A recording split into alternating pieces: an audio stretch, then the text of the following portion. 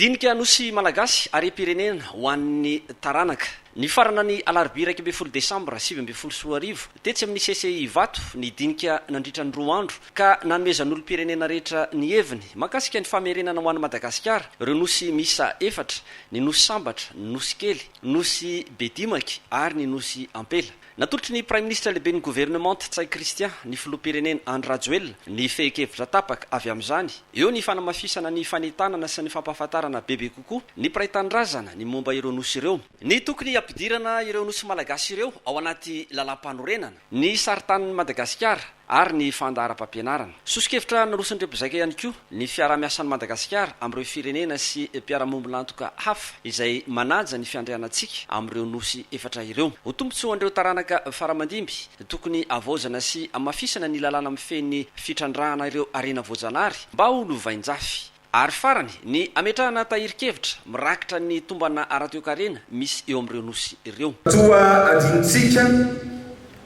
ny nosy glorieuse, ny nosy Juan de Nova, ny nosy Basas da India, ary ny nosy Europa.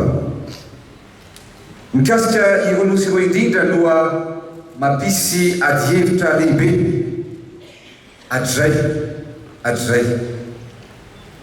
Mazava nefa ny fitsipika ny fanarahany izao tontolo zao mikasika ny faritry ny firenena tsirairay sy ny famaritana ny tany manodidina azy izay zakainy teo amin'ny faran'ny fanjanahantany.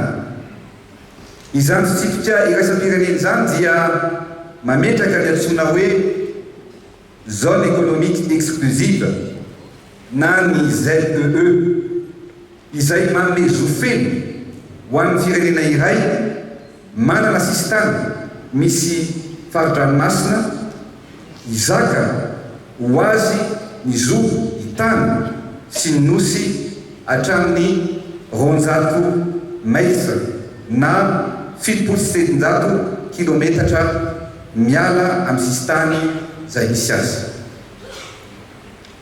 Ary noho izany dia mazava be toy ny masoandro be lohataona satria ny nosy izay nomena anarana sy natsoina hoe Juan de Nova dia miala 500 kilometatra fotsiny amin'ny tomboarano any amin'ny faritra Boeny. Izy io no nosy akaiky indrindra any Madagasikara. Ny nosy glorieuse dia 200 kilometatra monja miala ny Cap d'Ombre any avaratry ny nosy. Ny nosy Europa dia 300 kilometatra any andrefan'ny Madagasikara.